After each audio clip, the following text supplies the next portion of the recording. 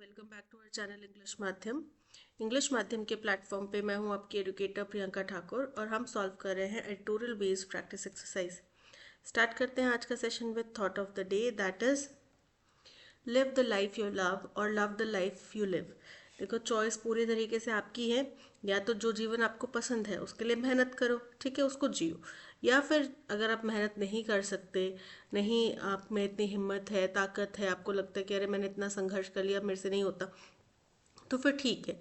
जैसी आपकी लाइफ चल रही है वैसे चल रहे, तो उसमें और कुछ कर नहीं सकते आप। और आप वैसे भी अपने हाथ खड़े कर ही चुके हैं, तो फिर आप और कुछ गुंजाइश बची भी नहीं होगी शायद आपके लिए, राइट। तो बेहतर यही है कि अगर आपको कोई चीज़ ऐसी है, आप सोचते हैं कि ये मेरी लाइफ होनी चाहिए, तो उसके लिए आपको मेहनत करनी पड़ेगी, ठीक है। चलिए स्टार्ट करते हैं reading comprehension and practice exercise for SSC CGL 2025। Cracks in Hollywoods enduring self image. Cracks मतलब दरारें।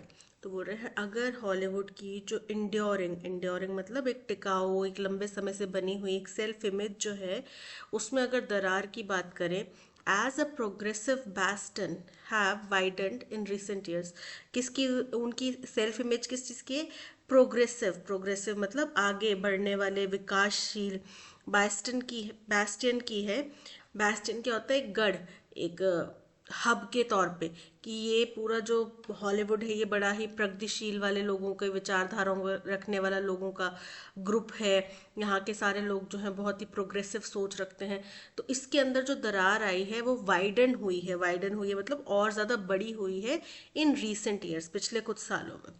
Who can forget the hashtag times up and hashtag Oscars so white campaigns that expose the industry's rampant sexism and racism.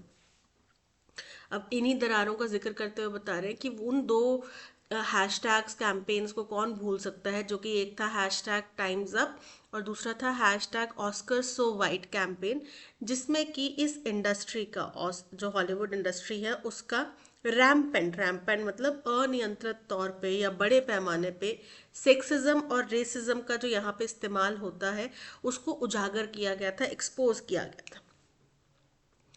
This year's Academy Awards offered a momentum of redemption. तो इस साल के जो academy awards, Oscars को academy awards भी बोला जाता है, इनमें की एक रिडेम्पशन की थोड़ी गुंजाइश देखने मिली, थोड़ा सा यहाँ पे राहत देखने मिली। For the Israeli Palestinian collective that won the best documentary trophy for no other land। एक इज़राइल पैलेस्तीन की कलेक्टिव एक डॉक्यूमेंट्री बनाई जिसको बेस्ट डॉक्यूमेंट्री का अवार्ड मिला, उसका नाम है no Other Land, about the dispossession of a West Bank community. Dispossession मतलब किसी को उनके घर से निकालना, बेदखल करना, एविक्ट करना। तो वेस्ट बैंक की जो कम्युनिटी है उसको जिस तरीके से उनके घरों से बेदखल कर दिया गया बाय इजरायली मिलिट्री, इसके ऊपर डॉक्यूमेंट्री बनी जिसको कि बेस्ट डॉक्यूमेंट्री का अवार्ड मिला। The Oscar stage offered a space. तो इसको ये करते हुए जो ऑस्कर का स्टेज है उसने एक स्पेस ऐसा दिखाया है that has been shrinking across western world. ऐसे स्टेज का उनने लोगों के सामने प्रेजेंटेशन किया है, ऐसा स्टेज सामने लेकर आया है जो कि वेस्टर्न दुनिया में श्रिंक होता जा रहा है, सिकुड़ता जा रहा है। Hollywoods biggest night. ऑस्कर्स को माना जाता है कि हॉलीवुड की सबसे बड़ी, जैसे कि हमारे यहाँ पे आईफा अवार्ड्स होते हैं वैसे ऑस्कर अवार्ड्स हैं, हमारे यहाँ के आईफा अवार्ड्स जो हैं वो सबसे बड़े माने जाते हैं बॉलीवुड के। वैसे ही हॉलीवुड में जो ये सबसे बड़ी इवेंट है, as the event is billed, जैसा कि इस इवेंट को बोला जाता है, has never been shy of politics. यहाँ पे पॉलिटिक्स के ऊपर कोई अपना टिप्पणी करे तो उस चीज़ से कभी पीछे नहीं हटे, कभी उसमें ये नहीं कि नहीं नहीं हम पॉलिटिकल व्यू पॉइंट नहीं रख सकते या इतने बड़े स्टेज पे हम कुछ पॉलिटिकल सटायर नहीं कर सकते, ऐसा नहीं। With the richest and most glamorous residents of Los Angeles often using the platform to speak truth to power. तो जहाँ पे जो लॉस एंजलिस के सबसे अमीर और सबसे ग्लैमरस जो लोग हैं, निवासी हैं, वो अक्सर इस प्लेटफॉर्म का इस्तेमाल करते हैं, इस मंच का इस्तेमाल करते हैं पावर की हकीकत को बयां करने में, कि सत्ता में क्या चल रहा है उसके ऊपर कटाक्ष या व्यंग करके उन चीज़ों को, उन डायनामिक्स को एक्सपोज करते हैं। Yet a question mark hangs over the actual impact of these interventions। फिर भी एक सवाल जो है वो उठ खड़ा होता है, वो सवाल एक मंडरा रहा है कि एक्चुअल क्या प्रभाव पड़ेगा, वास्तविकता में इन हस्तक्षेपों का क्या प्रभाव पड़ेगा। And if critics have accused the Oscars of hijacking issues so that it can pat itself on the back, और जो क्रिटिक्स ने, आलोचकों ने ऑस्कर्स की आलोचना करी है, उनको ऊपर आरोप लगाया है कि वो हाईजैक करते हैं, यानी कि हाईजैक करना मतलब कि किसी चीज को अधिग्रहण कर लेना। किस चीज को अधिग्रहण करते हैं? इश्यूज को, मसलों को, ताकि वो ऑस्कर्स जो हैं अपनी खुद की पीठ थपथपा सकें कि देखो जी, हमने तो इतने बड़े मुद्दे के ऊपर, यहाँ पे इतने बड़े मुद्दे के ऊपर हमने एक अवार्ड दे दिया, ये इतने बड़े मुद्दे के ऊपर बनी हुई फिल्म को हमने नॉमिनेट करा या उसको हमने एडमायर करा कि हम तो भाई बड़े प्रगतिशील हैं। तो खुद को वो खुद ही पीठ थपथपा रहे हैं।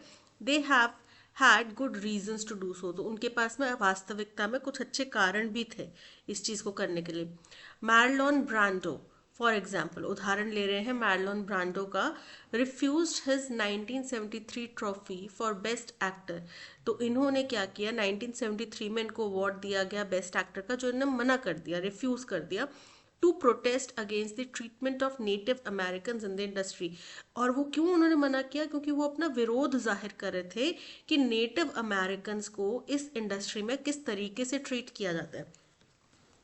अब आज डोनाल्ड ट्रंप तो है, अमेरिका के राष्ट्रपति बन के बैठे हुए हैं, बट जैसे हिंदुस्तान के ऊपर यूरोपियन ने कब्जा किया था, वैसे ही जो ये वाइट सुप्रीमेसी अपने आप को कहते हैं, या जो कहते हैं कि भैया आप हमारे अमेरिका से बाहर निकल जाओ, कई सारे अपने वीडियोस भी देखी होंगी, हिंदुस्तानियों को भी बोला जाता है, जो लीगली भी वहां पे गए हैं उनको भी बोला जाता है कि कोई अचानक से कैरन नाम दे देते हैं ऐसे लोगों को कि एक कैरन आ गई, उसने कुछ ऐसा इशू क्रिएट करने की कोशिश करी। तो वास्तविकता में अमेरिका उनका भी नहीं है, अमेरिका है नेटिव अमेरिकन का। जैसे कि हिंदुस्तानी लोग थे, वैसे ही नेटिव अमेरिकन लोग थे। तो उनको खदेड़ खदेड़ के बिल्कुल अमेरिका के जो बाहर के जो इलाके रह गए ना, बहुत सारे स्टेट्स हैं, 56-57 स्टेट्स हैं अमेरिका में, जैसे हिंदुस्तान में है, तो वैसे ही अलग अलग स्टेट्स हैं। तो उनके जो कुछ ऐसे स्टेट्स रह गए जहाँ पे डेवलपमेंट बिल्कुल ना के बराबर है, उन तक धकेल दिया गया उनको। तो वो लोग भी काफ़ी लंबे समय से प्रोटेस्ट करते हैं कि हमें भी इस मेन स्ट्रीम में शामिल किया जाए। उनको ज़मीनें का अधिकार भी उनको बड़ी मुश्किल से मिला है, बहुत सालों के संघर्ष के बाद में। तो उन नेटिव अमेरिकन को इंडस्ट्री में किस तरीके से ट्रीट किया जाता था, मिसबिहेव किया जाता, उसके विरोध में इन्होंने अपनी ट्रॉफी अस्वीकार कर दी। But it took another 46 years for an actor with Native American ancestry, Wes Studi, in 2019 to be honored on the Oscar stage. पर उन्होंने 1973 में अपनी ट्रॉफी मना करी थी, रिजेक्ट करी थी। उसके बाद भी 46 सालों का सफ़र लग गया कि दोबारा कोई नेटिव अमेरिकन एंसेस्ट्री वाला कोई एक्टर जो है उसको अवार्ड मिलता, और उनका नाम क्या था? वेस स्टूडी था, जिनको 2019 में सम्मान दिया गया ऑस्कर के स्टेज के ऊपर। Yet, the Oscar for No Other Land, a film that distributors in Hollywood were unwilling to back. फिर भी जो ऑस्कर था नो अदर लैंड मूवी के लिए, जो कि एक ऐसी मूवी थी जिसको हॉलीवुड के कोई भी डिस्ट्रीब्यूटर्स जो है उसको सपोर्ट करने को तैयार नहीं थे, मैटर्स। ये बहुत ही अहम बात है, मैटर करने वाली बात है, अहम बात है। As do the words spoken on the stage by Israeli journalist Yuval Abraham. और वैसे ही जैसे ये फिल्म को ऑस्कर मिलना एक बड़ी अच्छी और महत्वपूर्ण बात है, उसी तरीके से जो इजराइल के जर्नलिस्ट युवल इब्राहिम ने उस स्टेज पे अपनी स्पीच के दौरान में अपने जो अल्फाज कहे, और पैलेस्टीनियन एक्टिविस्ट बसल अदरा ने जो अपने अल्फाज कहे, two of the people behind the documentary, ये वो दो लोग थे जो जिन्होंने मिलकर ये डॉक्यूमेंट्री बनाई। तो ये उनके जो शब्द थे वो भी बहुत महत्वपूर्ण थे। We created this film together, उन्होंने कहा हमने ये फिल्म एक साथ बनाई है, because together our voices are stronger, क्योंकि एक साथ ही हमारी आवाज़ें जो हैं वो इतनी मजबूत हैं कि लोग उनको सुन सके। अब्राहम सेड, किसने कहा? ये जो इजरायली जर्नलिस्ट युवल इब्राहिम थे उन्होंने। While Adra hoped his daughter won't have to live like him, उनने बोला, और वहीं जो एड्रा थे, जो फिलिस्तीन के बेसल एड्रा थे, उन्होंने उम्मीद जताई कि उनकी बेटी को उनकी जैसी जिंदगी ना जीनी पड़े जैसे उन्होंने जी है, जो कैसी थी? Always fearing settlers, violence, home demolitions and forcible displacements, जहाँ पे उनको हमेशा किसी सेटलर के आके उनके घर को उनके साथ में वायलेंस करने का, उनके घर से निकालने का, उनके घर को मिट्टी में मिला देने का, इन चीज़ों का खतरा डर हमेशा रहा। वैसी जिंदगी उनकी बेटी को ना जीनी पड़े, यानी कि वो शांति बहाली की उम्मीद कर रहे थे कि भाई शांति हो जाए इसमें इलाके में, वापस से लोग अपना अपना जीवन यापन करें।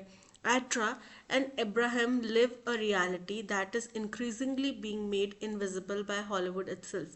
बोल रहे हैं एड्रा और अब्राहम वो वास्तविकता जी रहे हैं जो हॉलीवुड ही अपने आप उसको इनविजिबल बनाता जा रहा है, उसको असक्रिय या फिर हमारी पहुंच से परे बनाता जा रहा है। That they could speak and be heard on one of the most prominent stages in the world, और ये बात कि उनको दुनिया के सबसे प्रमुख, सबसे इम्पोर्टेंट, महत्वपूर्ण स्टेज पे बोलने का मौका मिला, उनकी बात को सुना गया, therefore offers hope in a time of growing polarization।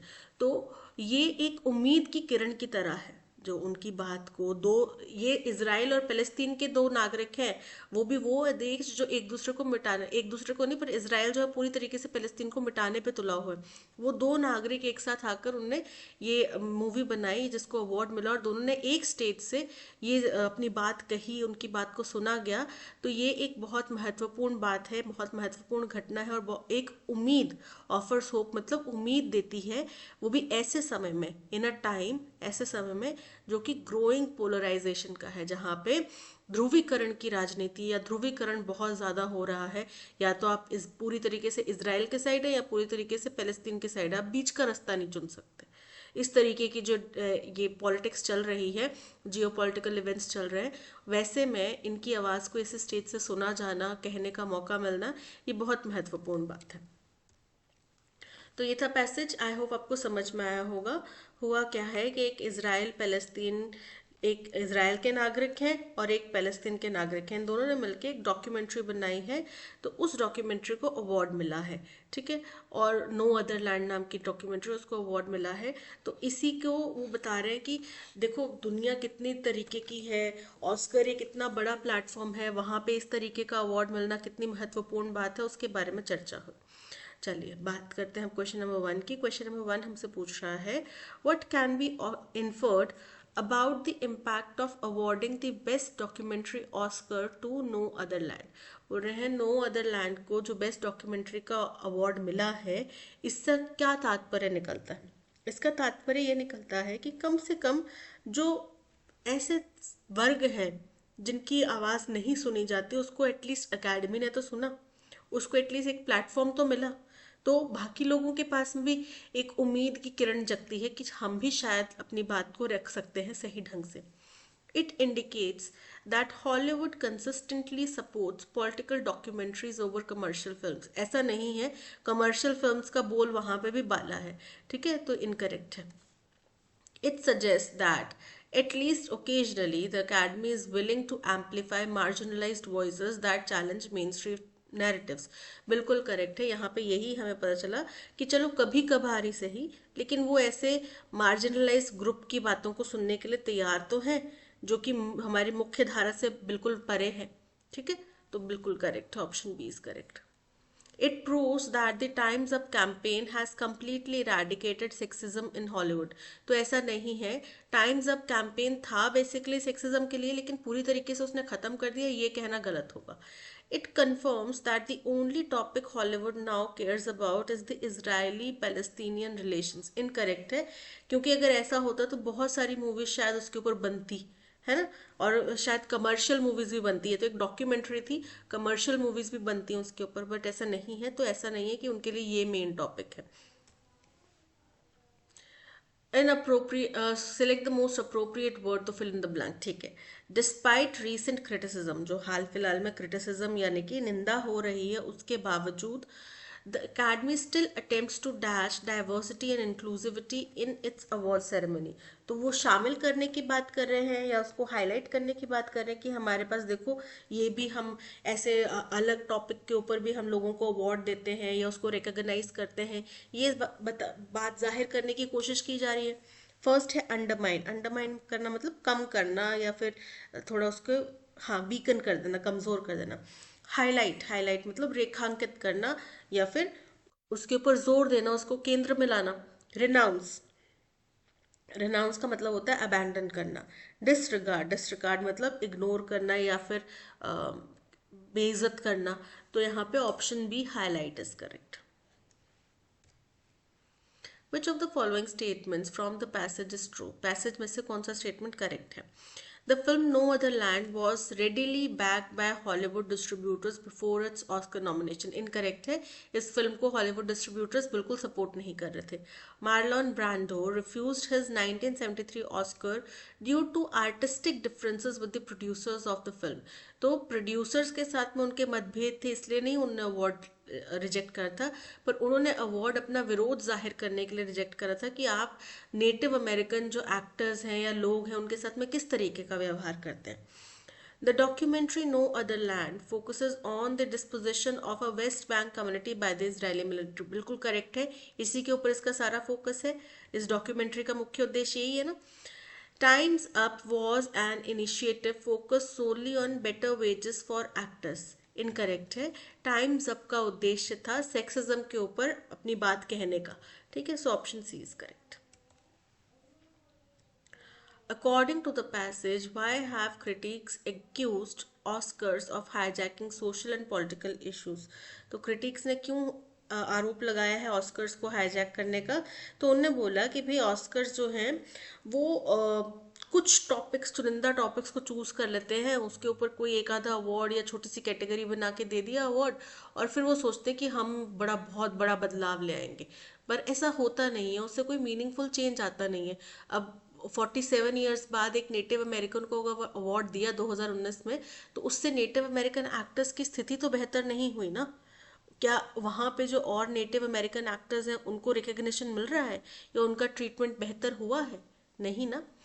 Because critics believe the Oscars are a secret political organization. Incorrect है, because the Oscars are primarily concerned with awarding lesser known films. ये भी incorrect है, क्योंकि उनका मुख्य उद्देश्य ये नहीं है कि कम जो जानी मानी पिक्चरें हैं हम उनको ज़्यादा अवार्ड दें या रिकग्नाइज करें, क्योंकि वो कमर्शियल सिनेमा के ऊपर भी उतना ही फोकस करते हैं। आप ऑस्कर रेड कार्पेट वॉक्स देखेंगे तो सारे वही एक्टर्स हैं जो कमर्शियल हिट्स देने में सक्सेसफुल रहते हैं।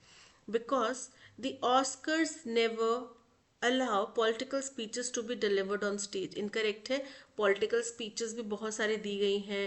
डोनाल्ड ट्रंप का मजाक उड़ाना हो गया, जो बाइडन का मजाक उड़ाना हो गया, या फिर जो एक क्लिंटन थे, बिल क्लिंटन वगैरह, उनके सेक्स स्कैंडल्स का मजाक उड़ाना हो गया, ये सब चीज़ें यहाँ से की गई हैं। तो ऐसा नहीं है कि पॉलिटिकल स्पीचेस आप नहीं दे सकते। ग्लोबल वार्मिंग के ऊपर लियोनार्डो डिकैप्रियो ने अपनी आवाज़ उठाई थी कि ये वास्तविकता है, हकीकत है, आप इसको समझो। ठीक है, तो इस तरीके के सब तरीके के वहाँ पे बोले जाते हैं।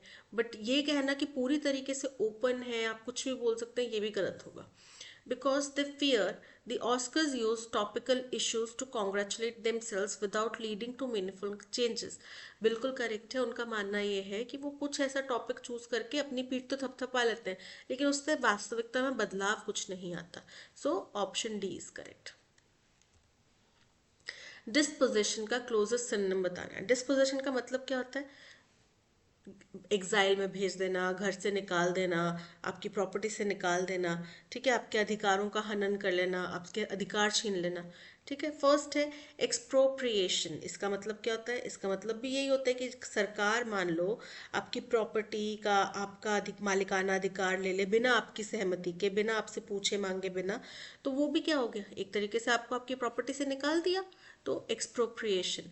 रेस्टिट्यूशन, रेस्टिट्यूशन का मतलब होता है अगर आपने कोई लॉस्ट प्रॉपर्टी या फिर कॉम्पनसेशन हो अगर लॉस का, वो ले लिया हो, तो उसको बोलते हैं रेस्टिट्यूशन। एमनेस्टी, इसका मतलब होता है ऑफिशियली तौर पे आप किसी क्राइम के लिए माफ़ी दे दें, वो गया एमनेस्टी। एडजुडिकेशन, इसका मतलब होता है जब कोई लीगल जजमेंट हो किसी डिसीजन के ऊपर, किसी डिस्प्यूट के ऊपर फैसला आ जाए, उसको बोलते हैं एडजुडिकेशन। तो यहाँ पे option A expropriation is correct. Jurisdiction, jurisdiction मतलब जो किसी के अधिकार क्षेत्र में है। ठीक है, सिनोनिम क्या हो जाएगा? फर्स्ट है गवर्नेंस, गवर्नेंस मतलब शासन, तो क्षेत्राधिकार भी शासन ही हो गया। एक्सप्रेशन, एक्सप्रेशन मतलब जो आपके बोलने का या अभिव्यक्ति है। डिसेंट, डिसेंट मतलब वंश। वायलेशन, उल्लंघन। तो option A governance is correct.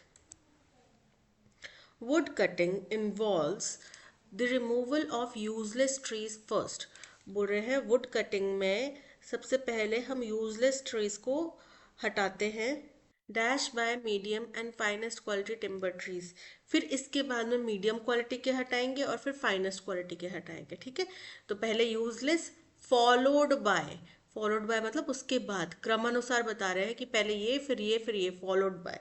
Option A is correct. Compared by, compared to होता है, कंपेयर्ड के साथ में बाय का इस्तेमाल नहीं होता, और कंपेयर टू कंपैरिजन कर रहा होता है, लेकिन यहाँ पे कंपैरिजन नहीं, यहाँ पे आप क्रम बता रहे हैं।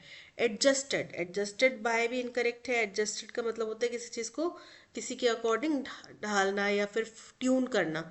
इनैक्टेड, इनैक्टेड मतलब होता है कानून को लागू करना, तो यहाँ पे option A followed is correct. His dash is a brilliant student, उसका, अब यहाँ पे रिलेशन बता रहे हैं, तो SONE तो कोई शब्द नहीं होता। SUN सूरज वाला सन होता है, तो मेरा सूरज और आपका सूरज अलग अलग थोड़ी होगा, और मेरा सूरज कोई पढ़ता थोड़ी है, ब्रिलियंट स्टूडेंट जो हो जाए। सन यानी कि बेटा, so option C son is correct. Grammatically correct statement बताना है। If you want to have an sound working knowledge, तो एन जो है वो वॉवल साउंड्स के साथ में आने वाला आर्टिकल है। साउंड, स की साउंड आ रही है जो कि कॉन्सोनेंट साउंड है, तो इसके साथ में एन इस्तेमाल गलत हो गया, यानी कि ये स्टेटमेंट तो गलत हो गया। If you want to have a sound working knowledge of Japanese, कि अगर आप जापानीज भाषा की अच्छी खासी नॉलेज चाहते हैं, you must read this book, तो तुम्हें ये किताब ज़रूर पढ़नी चाहिए, कोई एरर नहीं है, बी करेक्ट है। If you want to have sound working knowledge of the Japanese, यानी कि जो जापानीज की, आप किसी स्पेसिफिक जापानीज की बात कर रहे हैं, तो जापानीज भाषा है, कोई स्पेसिफिक अलग तरीके की जापानीज थोड़ी, ये 2-3 प्रकार की हैं, आप ये वाली जापानीज की बात करें, नहीं ना, तो इनकरेक्ट हो जाता है। If you want to have sound working knowledge of the Japanese, if you want to have a sound working knowledge of the Japanese की बजाय of Japanese, option B is correct. Success demands hard work, diligence and perseverance. Diligence का मतलब होता है परिश्रम, लगन, मेहनत। ठीक है, तो बोले सक्सेस के लिए आपको हार्ड वर्क करना पड़ेगा, परिश्रम करना पड़ेगा, और परसिवरेंस यानी कि दृढ़ निश्चय के साथ में कार्य करना पड़ेगा। ठीक है, तो डिलीजेंस का सिनोनिम क्या हो गया? फर्स्ट है इंडोलेंस, इंडोलेंस का मतलब होता है आलसी या आलस्य। ट्रबल, परेशानी।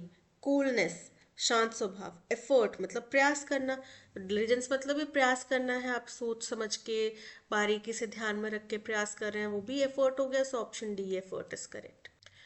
The intricate dance of neurotransmitters is a synaptic cleft plays the crucial role in neural communication. अब देखो, सबसे पहले तो हम इसका मीनिंग समझते हैं। द इंट्रिकेट डांस, ये जो है ये मेटाफर है, मेटाफरिक स्टेटमेंट है। ठीक है, इसका मतलब क्या हुआ? ये डिस्क्राइब कर रहा है कि एक बहुत ही complex, highly coordinated, well choreographed performance की बात कर रहा है, यानी कि कॉम्प्लेक्स इंटरेक्शन जो कि न्यूरल कम्युनिकेशन के दौरान में होते हैं, उनकी बात कर रहा है।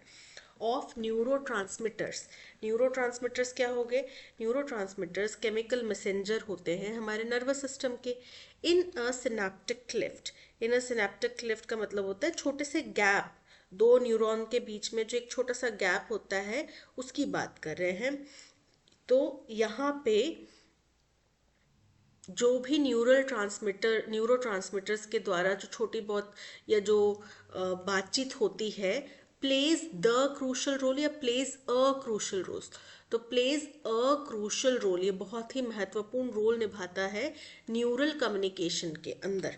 ठीक है, तो प्लेज अ क्रूशल रोल होगा। समझ में आ गया एरर कहाँ है? बाकी सब तो ठीक है, सिर्फ यहाँ पे इतना सा एरर है। The intricate dance of neuro transmitters in the synaptic cleft plays a crucial role in neural communication, correct है। ठीक है, in a synaptic cleft plays a crucial.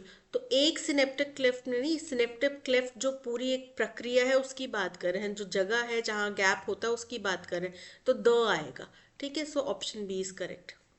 A person who travels from place to place especially for work. तो काम के इरादे से, काम के लिए अगर कोई व्यक्ति एक जगह से दूसरी जगह जाता है, ट्रैवल करता है, तो उसको क्या बोलेंगे? फर्स्ट है इटिनरेंट, बिल्कुल करेक्ट है। जो एक व्यक्ति काम के पर्पज से एक से दूसरी जगह जाता है उसको बोलते हैं इटिनरेंट। वैग्रेंट मतलब जो आवारा घूम रहा हो। नोमैड, नोमैड कौन होते हैं? जो खाना बदोश किस्म के लोग होते हैं। पिलग्रिम यानी कि तीर्थ यात्री। तो यहाँ पे option A itinerant is correct. Correctly spelled statement बताना है। The audience uploaded the musician, musician के स्पेलिंग इनकरेक्ट है। परफॉर्मेंस, द ऑडियंस, ए नहीं आता, uploaded the musicians performance incorrect है। द ऑडियंस, अगेन ए नहीं आएगा। The audience uploaded the musicians performance, option D is correct. Shylock, the Jewish moneylender, and Antonio, the rich merchant of Venice, loathed each other. Shylock एक Jewish money lender था। Money lender कौन होता है? जो पैसे देते हैं, लाला जी पैसे देते हैं उधार पे, लाला जी से पैसे ले आओ और अपने खेत के कागजों पे अंगूठा लगा दो, वो लाला जी थे। जूइश एंसेस्ट्री थी, वो जूइश धर्म के थे।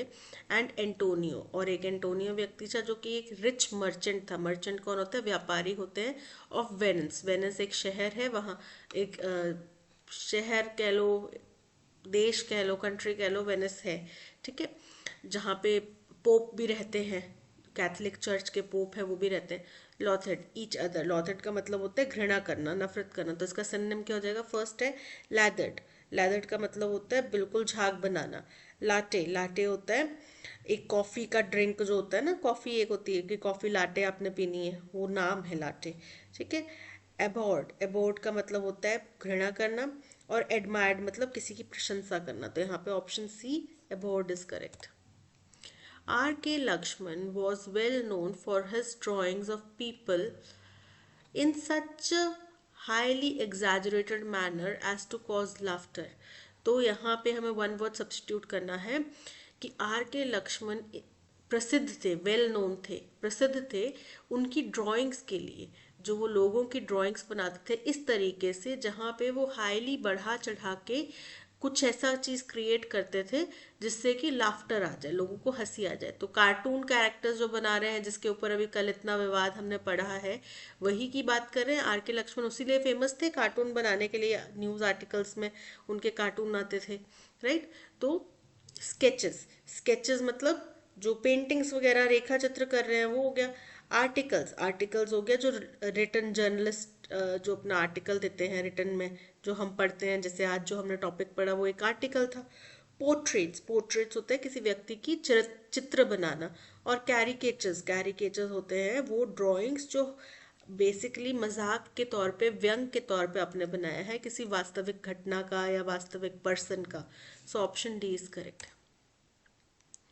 The last question of the examination paper confused me when it asked to illustrate the Pythagoras theorem with the help of examples.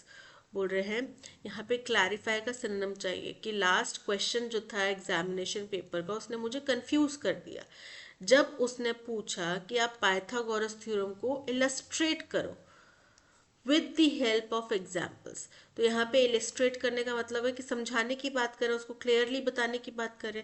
Confuse, confuse मतलब उलझाना, ये तो एंटोनिम हो गया क्लैरिफाई का। ठीक है। इलस्ट्रेट, इलस्ट्रेट मतलब पूरे अच्छे से जाहिर करना, उदाहरण दे के समझाना। तो इलस्ट्रेट यानी कि क्लैरिफाई करना, option B is correct. Last मतलब अंतिम, हेल्प मतलब मदद। The dancer performed weird, but the music was highly enchanting.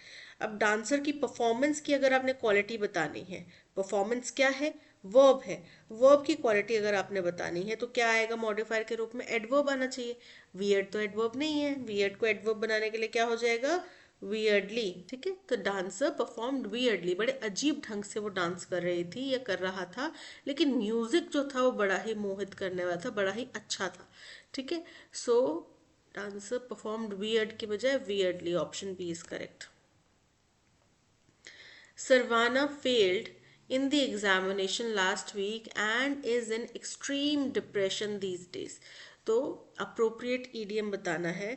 देखो जब आप बहुत ज़्यादा डिप्रेशन में, आपका मूड ऑफ हो, आपको कुछ करने का मन नहीं कर रहा है ना, इनएक्टिविटी की स्थिति में हो, अवस्था में हो, उसको क्या बोला जाता है? उसको बोला जाता है इन the doldrums.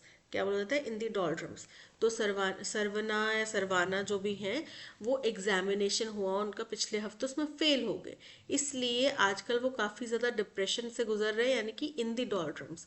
And is in the doldrums these days. In the red का मतलब होता है आर्थिक तंगी। इन कोल्ड ब्लड यानी कि निर्मम रूप से। इन द लर्च मतलब असहाय स्थिति में। तो option be in the डॉल्ड्रम्स is correct. Bindu asked Arya to fill out for her so that she could take care of her sick father. Fill out या fill in, देखो आप अगर किसी की पोजीशन या किसी की जगह ले रहे हैं, किसी की जगह पे आप उसकी एब्सेंस में होने की उसकी भूमिका निभा रहे हैं, तो आप क्या बोलेंगे? I will fill in for, suppose करो आपको कोई कलीग नहीं आया, एक्स वाई जेड आपका कलीग नहीं आया, तो I will fill in for X Y Z today. ठीक है, यानी कि जैसे सब्स्टिट्यूट में टीचर्स आते हैं ना, वैसे। बिंदु आस्ट आर्या, बिंदु ने आर्या को बोला कि क्या तुम आज मेरी जगह पे आ जाओगे, ताकि वो अपनी सिक फादर का केयर कर सके। ठीक है, तो फिल आउट के बजाय fill in for, fill out के बजाय फिल इन। ऑप्शन डी में एरर है। Sushma is one of the smartest girls in class, कि क्लास में कुछ लड़कियां बहुत स्मार्ट हैं, उनमें से एक सुषमा भी है। पॉजिटिव डिग्री में क्या बोलेंगे? कि कुछ लड़कियां क्लास में हैं जो सुषमा के ही जितनी स्मार्ट है। ठीक है, क्योंकि उन्हीं कुछ लड़कियों में से एक सुषमा है। तो few girls in the class are as smart as Sushma, बिल्कुल करेक्ट है। Option A is correct. Sushma is the smart girl of the class, वो इकलौती तो नहीं है ना। हमें पता चला कि बहुत कुछ है लड़कियां, मान लो 50 लड़कियां हैं, उनमें से 5 जो हैं वो काफ़ी स्मार्ट हैं, उनमें से एक जो है वो सुषमा भी है, इंक्लूडिंग सुषमा। ठीक है, no other girl is as smart as Sushma, ये भी इनकरेक्ट हो गया, क्योंकि यहाँ पे हमने बोला है कि कुछ लड़कियां हैं, उनमें से एक सुषमा है। Sushma is smarter than any other girls in class, ये भी इनकरेक्ट है, क्योंकि ये भी सुषमा को सबसे ज़्यादा स्मार्ट की कंपैरेट डिग्री में फॉल डाल देता है, जो कि इनकरेक्ट है। तो option A is correct. We are familiar with the quote, if winter comes can summer be far be. तो बोल रहे हैं कि हम इस कोट से बहुत ज़्यादा फेमिलियर हैं, वाकिफ हैं। क्या है कोट? कि इफ विंटर कम्स, अगर सर्दियाँ आती हैं, can summer be far behind. ठीक है, तो यानी कि समर क्या, can spring be far behind, यानी कि सर्दियाँ आने के बाद, अगर मान लो सर्दियाँ आई हैं, तो इसका मतलब ये नहीं कि हमेशा सर्दियाँ रहेंगी, उसके बाद में स्प्रिंग सीजन भी आएगा। सर्दियों को पतझड़ से एसोसिएट किया जाता है, वहाँ पे सारे पत्ते वगैरह सूख जाते हैं, झड़ जाते हैं। तो स्प्रिंग सीजन में नई कोपलें आती हैं, नए पत्ते आते हैं, नए फल फूल वगैरह खिलते हैं। तो क्या वो दूर है? विंटर्स आर डिप्रेसिंग, विंटर निराशाजनक होते हैं, डिप्रेसिंग होते हैं। But we bear because we know that it will not dash till perpetuity. Perpetuity मतलब अनंत तक, जब तक इसका खात्मा नहीं होता, ये अंतिम नहीं है। तो बोल रहे हैं विंटर बड़े निराशाजनक, बड़े डिप्रेसिंग होते हैं, लेकिन फिर भी हम उनको सहन करते हैं, क्योंकि हमें पता है कि ये अनंत तक नहीं रहने वाले, ऐसा नहीं कि कभी ख़त्म नहीं होंगे। Spring dash a new life in us, spring brings हो सकता है कि वो हमारे अंदर एक नया जीवन लेकर आती है। एज द स्प्रिंग बिगिन्स, अब जैसे ही स्प्रिंग की शुरुआत होती है, to set itself, the nights become shorter and the days get longer, तो रातें छोटी होती जाती हैं और दिन लंबे होते जाते हैं। Gardens and lawns become colourful, तो जो हमारे खेत खलियान हैं, गार्डन्स वगैरह हैं, वो बड़े रंग बिरंगे हो जाते हैं। क्यों? क्योंकि नए पत्ते आ रहे हैं, नए फूल आ रहे हैं। Birds dash as flowers, birds chirp and butterflies fly. Birds, अब वो खिलती हैं फूलों की तरह। बर्ड्स क्या होती हैं? कलियां, कलियां फूलों में परिवर्तित हो रही हैं यहाँ पे। चिड़िया चिर्प, चिर्प मतलब पक्षियों के चहचहाने को बोला जाता है। बटरफ्लाइज फ्लाई, बटरफ्लाई तितलियां उड़ती हैं। From one flower to another, एक फूल से दूसरे की तरफ। To dash on the sweet nectar, ताकि वो फीड कर सकें, जो उसका मीठा सा नेक्टर होता है, मधु होता है, उसको खा सकें। उसका आनंद ले सकें। The dullness is taken over by brightness, और जो सारी डलनेस थी, मुरझायापन था, वो सब क्या है, बहुत ज़्यादा ब्राइटनेस से घेर लिया जाता है, उससे दूर कर दिया जाता है। नए नए फूल पत्तियां आ गए तो वो बड़ा कलरफुल सा एक नज़ारा हो जाता है। We are familiar with the quote, if winter comes, can spring be far behind? Far behind. Option D is correct. Winters are depressing, but we bear because we know that it will not dash till perpetuity. यानी कि ये अंत तक नहीं रहेंगे, तो last रहने की बात हो रही है ना, it will not last till perpetuity. Rest, rest मतलब आराम। होल्ड ऑन मतलब किसी चीज के ऊपर पकड़ के रखना, कस के, ठीक है, मजबूती से पकड़ना। होल्ड, होल्ड मतलब अगेन पकड़ के रखना या थामे रखना, तो यहाँ पे टिकने की बात की जा रही है। Last is correct. Spring dash a new life in us. Spring inculcate, inculcate मतलब जो हमारा आदत या विचारों को सीखना, उसको बोलते हैं इनकलकेट। इन्फ्यूजस, इन्फ्यूजस का मतलब होता है नई ऊर्जा की बात कर रहे हैं, कि वो हमारे अंदर एक नई ऊर्जा फूंक देती है, तो इन्फ्यूजस करेक्ट। इम्ब्यू, इम्ब्यू का मतलब होता है किसी क्वालिटी से, किसी गुण से या किसी इमोशन से भर जाना। इमर्स, इमर्स मतलब डूब जाना किसी चीज में, तो यहाँ पे infuses is correct. Spring infuses a new life in us. Gardens and lawns become colorful. Buds dash as flower. Buds come out मतलब बाहर आती हैं। कैसे? बर्ड्स जो थी, कलियां जो थी, वो फूलों के रूप में बाहर आई हैं, तो come out, option A is correct. Take out, take out मतलब बाहर निकालना किसी चीज को। फॉल ओवर, फॉल ओवर मतलब गिर जाना। पुल आउट मतलब खींच के बाहर, खींच कर निकालना, तो यहाँ पे ऑप्शन ए कम आउट, वो स्वतः ही फूल बनकर बाहर निकले हैं ना, so option A is correct. Gardens and lawns become colorful, buds come out as flowers, birds chirp, and butterflies fly from one flower to another to dash on the sweet nectar. To suck, suck मतलब चूसना, suck करना, ठीक है। तो यहाँ पे जो butterflies होते हैं या बीज होती हैं, वो शहद जो है, फूलों का रस जो है, मीठा मीठा रस, उसको चूस के सक करके निकालते हैं ना, सिरिंज की तरह। जैसे सिरिंज से आप पीछे से खींच रहे हैं तो अंदर से ब्लड निकल रहा है, वैसे ही आप समझ लो कि उनने अपना जो भी वो इंजेक्शन टाइप, जो उनकी चोंच क्या होती है, उसको अगर उसमें डाला, फूलों के जहाँ पे उनका स्वीट नेक्टर या जो मीठा मधु है वो इकट्ठा होता है, वहां पे डाला, फिर वो उसको इंजेक्शन की तरह सक करके निकालते हैं। फूड, तो another to food on the sweet nectar, या फीड हो सकता था अगर फीड की बात करते। गल्प, गल्प मतलब निगलना, ठीक है। और गॉबल, गॉबल मतलब भी बहुत सारा एक साथ ठूस लेना या खा लेना, ठीक है। तो यहाँ पे ऑप्शन ए सक इज करेक्ट। दैट्स ऑल, आज के सेशन में इतना ही। Thank you so much for watching. अगर आपको कंटेंट पसंद आया हो तो आप लाइक, शेयर और सब्सक्राइब जरूर कीजिएगा। मिलते हैं नेक्स्ट सेशन में। Till then keep learning and keep practising. Bye bye.